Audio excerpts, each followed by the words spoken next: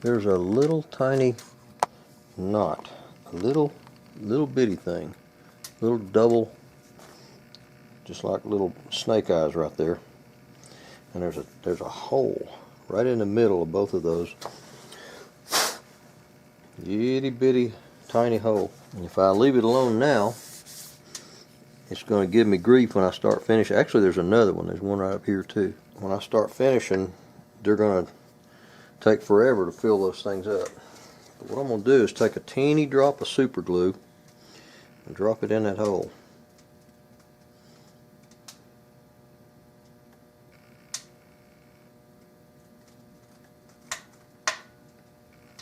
And let that super glue go down in there a little bit. I'll wipe off the excess with this rag. I'm going to sand that. Dust will go down in there and bond with that super glue, and it makes a real good filler.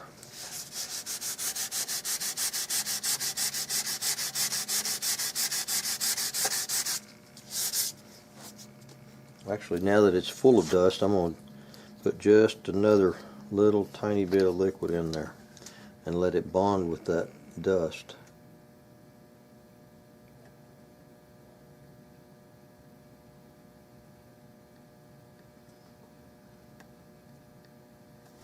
You can fill up little bitty cracks and holes like that pretty easy with super glue and dust.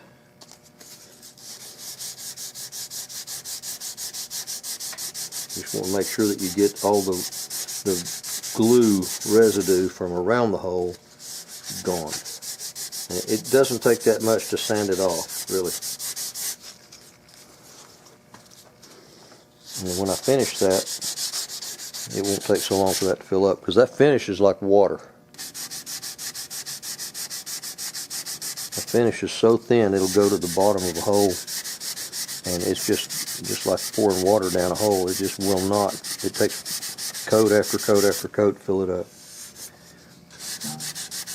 Those little bird's eyes and snake eyes, to me, they're pretty. I like them. All your prettiest wood comes from close to knots and defects and things like that. The last thing I do on a stalk is put this comb right in here. The reason I wait till the last thing is because it's hard to put it in and then sand around it. The comb needs to look like it was just pressed in there.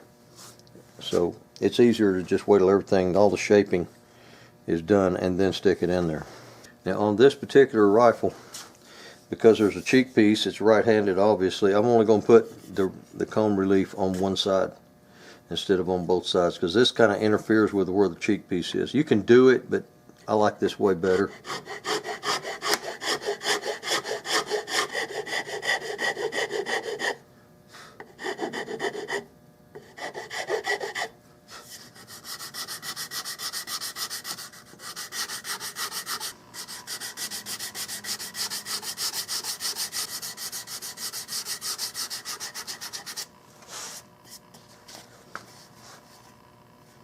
That's all that's for, is just to let your thumb just lay right there without pushing. Some people shoot with their thumb straight in front. Some people bring it over the top. But it needs, this fat part of your thumb right here needs a place to sit.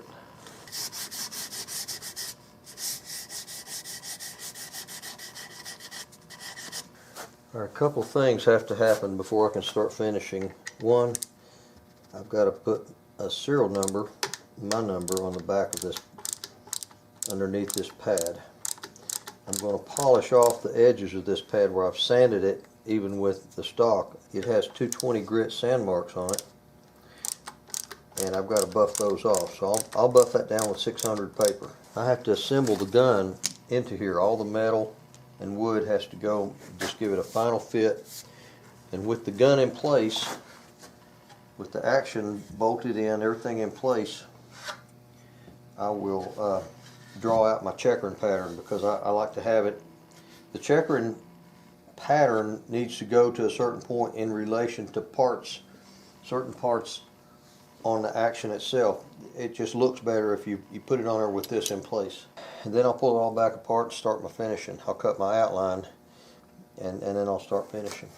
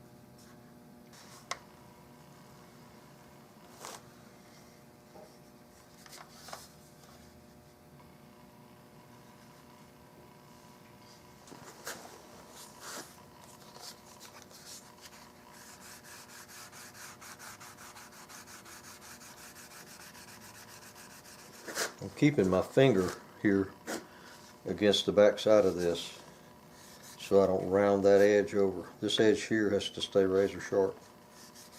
I'm just taking the sand marks off of these edges because I only went down to 220 on the wood.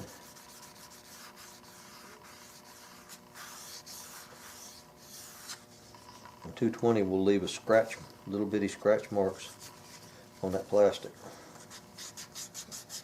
You can buff this on the edge and make it just as shiny as this factory molded part. I don't usually do that. I like more of a little bit of a lower gloss finish on that.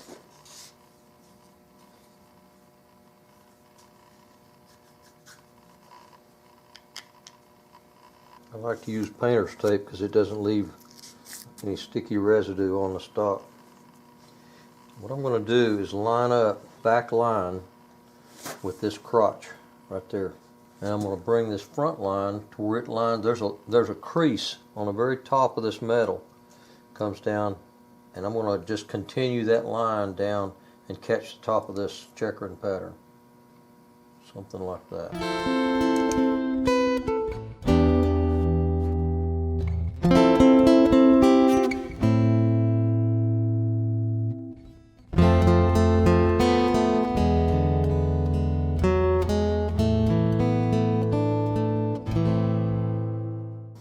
These are the points of my master lines. They come back here and back over there, and I don't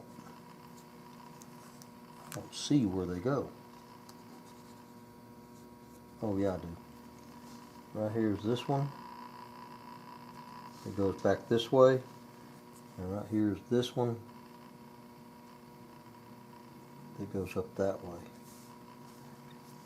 Now what I got to do is measure couple of key places where I can put this same piece of tape on the other side. I'll measure from the bottom up. This is pointed directly at that crotch. This is a continuation of that line, and the rest of it pretty much if you get those three things right, the rest of it's pretty well there. But from this bottom up, right at a quarter.